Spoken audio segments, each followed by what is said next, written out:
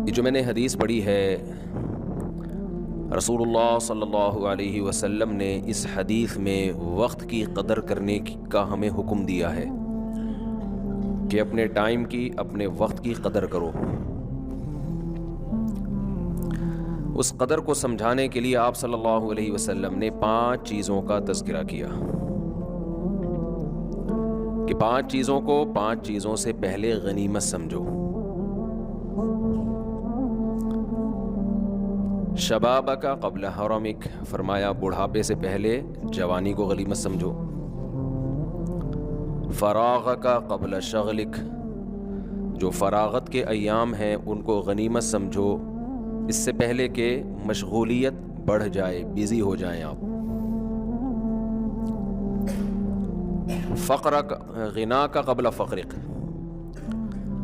ابھی اللہ نے اتنا پیسہ دیا کہ آپ کی بنیادی ضرورتیں پوری ہو رہی ہیں، ایسا نہ ہو کہ ایسا ٹائم آئے کہ آپ کی بیسک ضرورتیں بھی پوری نہ ہوں، تو ان ایام کو غنیمت سمجھ لو جب کھانے کو مل رہا ہے اور رہنے کو جگہ بھی میسر ہے۔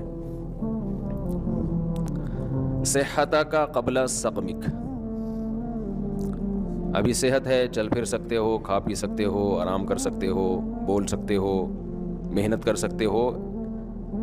بعض دفعہ ایسا وقت آتا ہے کہ انسان بستر پہ چلا جاتا ہے، بیمار ہو جاتا ہے، پھر وہ صحت کے ایام کو یاد کر رہا ہوتا ہے۔ اور آخر میں فرمایا حیاتک قبل موتک، ابھی زندگی ہے لیکن یہ ہمیشہ نہیں رہے گی، ایک وقت موت کا بھی آنے والا ہے، تو اس زندگی کو غنیمت سمجھ لو اس موت سے پہلے پہلے۔ یہ 5 چیزوں کا نبی صلی اللہ علیہ وسلم نے تذکرہ کیا ہے۔ اس کا حاصل یہ ہے، خوب سمجھ لیں، جب بھی حدیث میں کوئی تذکرہ آئے 5 چیزیں یا 4 چیزیں یا 3 یا 2 عدد بیان ہو تو اس کا مقصد وہ عدد نہیں ہوتا، وہ صرف یاد کرانے کے لیے، ورنہ 5 نہیں سینکڑوں ایسی چیزیں ہیں۔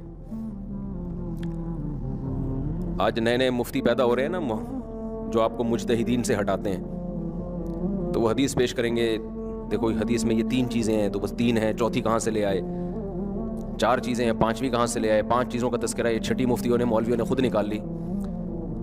یہ وہ لوگ ہیں جن کو قرآن و سنت کے علاوہ سب کچھ آتا ہے،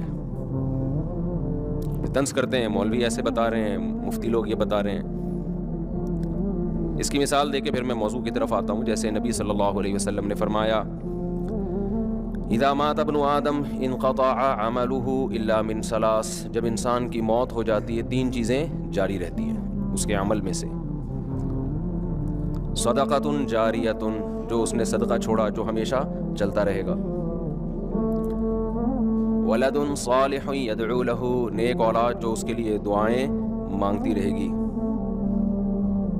علم ينتفع به، وہ علم جس سے لوگ فائدہ اٹھاتے رہیں گے۔ لوگ کہتے ہیں اس میں ایصال ثواب کہاں سے آ گیا؟ اس سے بھی واضح ایک اور حدیث ہے جس میں آتا ہے، ایک صحابی نے نبی سے عرض کیا یا رسول اللہ، ایک صحابیہ نے عرض کیا میری والدہ کا انتقال ہو گیا ہے، افاتصدق عنہا، کیا میں والدہ کی طرف سے صدقہ کر سکتی ہوں؟ آپ نے فرمایا ہاں۔ تو صدقہ اس کا ثواب کہاں کس کو پہنچ رہا ہے؟ اولاد صدقہ کر رہی ہے، اولاد دعا مانگ رہی ہے، ثواب کس کو مل رہا ہے؟ والدین کو مل رہا ہے۔ تو اسی سے فقہا نے استدلال کیا کہ صدقہ چونکہ ایک نیکی ہے تو کوئی بھی نیکی کر کے مرحوم والدین کو پہنچائی جا سکتی ہے، اس کے لیے حدیث کے حوالے کی ریفرنس کی الگ سے ضرورت نہیں ہے، یہی ریفرنس کیا ہے؟ کافی ہے۔ اب لوگ کیا کرتے ہیں، مسجد میں دریاں بچھا دیں، اس کا ثواب کس کو ملے گا؟ والدین کو۔ تو بعض لوگوں کو اشکال ہے کہ یہ دریاں بچھانا کہاں سے حدیث سے ثابت ہے؟ بھئی جب صدقہ کہہ دیا تو نیکی آ گئی نا، اس میں ہر نیکی آ گئی اس کے اندر، اس میں قرآن کی تلاوت کرنا بھی آ گیا، اس میں کسی غریب کو کھانا کھلانا بھی آ گیا، اس میں یتیم خانے میں پیسے جمع کرانا بھی آ گیا، اس میں یتیم خانہ بنانا بھی آ گیا، اس میں کسی مدرسے کے ساتھ تعاون کرنا بھی آ گیا، اس میں 2 رکعت نفل نماز پڑھنا بھی آ گیا۔ کیونکہ اگر آپ کہتے ہو کہ یہ سب کچھ نہیں ہے، حدیث دکھاؤ تو حدیث میں تو کنواں کھودنے کا تذکرہ ہے، پھر کنویں کے علاوہ تو کوئی ثواب پہنچے گا ہی نہیں۔ اب یہ کتنی عجیب سی بات ہوگی کہ آپ انسانیت کی خدمت کے لیے کنواں کھدواتے ہیں, اس کا ثواب ابا کو پہنچ رہا ہے, سبیل بنواتے ہیں تو اس کا اللہ ثواب نہیں پہنچائے گا. کیونکہ بات تو ایک ہی چیز ایک ہی ہے نا. اور جب کوئی مفتی کہتے نہیں اگر آپ نے سبیل بنوا دی کسی سفر میں کہیں راستے میں کولر پانی کا رکھ دیا تاکہ اس کا ثواب ابا اماں کو پہنچے, اگلا کہتے ہیں حدیث دکھاؤ, کولر کا کہاں تذکرہ ملتا ہے حدیث میں؟ تو یہ سینس لیس ہونے کی علامت ہوگی کہ نہیں ہوگی؟ تو آج کے جو نئے نئے مجتہدین مارکیٹ میں یوٹیوب پہ آ رہے ہیں نا, ان کا جو سوچنے کا اسٹائل ہے نا وہ بہت محدود اور فقہی بصیرت سے بالکل خالی. وہ ریفرنسز پہ چل رہے ہوتے ہیں کہ دیکھو حدیث میں آتا ہے صدقہ کرنے کا ثواب پہنچتا ہے, تو ریفرنس ہم نے حدیث کا دے دیا صدقے کا. قرآن پڑھنے کا ثواب دکھاؤ کہاں ثابت ہے بھائی؟ تلاوت کا ثواب ماں باپ کو ملتا ہے, یہ کہاں ثابت ہے؟ تو صدقہ نیکی ہے. حدیث کا مقصد یہ ہے کہ جب کوئی شخص مر جاتا ہے تو اس کے اپنے عمل کا دروازہ بند ہو گیا, بعد والا اس کے لیے کوئی عمل کرتا ہے تو وہ دروازہ اللہ کبھی بھی بند نہیں کرتے. یہ اللہ کی رحمت ہے. البتہ یہ جو حدیث میں 3 کا عدد ہے نا, یہ 3 سمجھانے کے لیے, 3 نہیں, وہ 6 بھی ہو سکتے ہیں, 3000 بھی ہو سکتی ہیں وہ چیزیں. اس میں خوب سمجھ لیں کہ کوئی بھی نیکی کی جائے مرحوم کے لیے اس کا ثواب میت کو ملتا ہے. یہاں ایک اشکال ہے کہ پھر صحابہ کرام سے کیوں ثابت نہیں ہے قرآن پڑھ کے بخشنا؟ بھئی صحابہ تو نیکی پہ ہم سے زیادہ حریص تھے نا, صحابہ سے ثابت کیوں نہیں ہے؟ تو صحابہ سے اس لیے ثابت نہیں ہے کہ یہ عمل اجتماعی طور پہ ناجائز ہے, کیونکہ کوئی بھی نفلی کام اس میں اجتماع کے لیے الگ سے دلیل کی ضرورت ہے. اگر وہ الگ سے اجتماع کے لیے الگ سے دلیل نہیں ہوگی تو نفلی کام انڈیویجولی آپ کر سکتے ہیں, انفرادی طور پہ آپ کر سکتے ہیں, اجتماعی حیت پہ آپ نہیں کر سکتے. تو صحابہ نے چونکہ اجتماعی حیت پہ نہیں کیا اس لیے ثابت نہیں ہے. انفرادی کیا یا نہیں کیا, تو انفرادی عمل بیان نہیں کیا جاتا.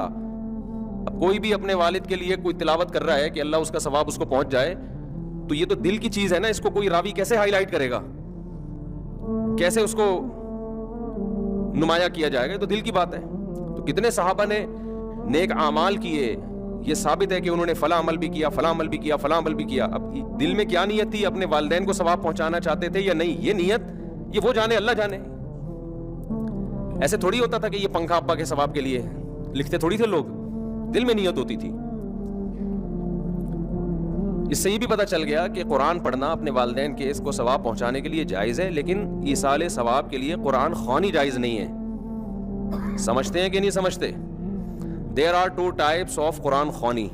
قرآن خوانی جو اجتماعی سطح پہ ہوتی ہے نا, پبلک آتی ہے, سب قرآن پڑھتے ہیں, تو کتنی قسمیں ہیں اس کی؟ انگلی سے اشارہ بھی کر رہا ہوں, 2 قسمیں,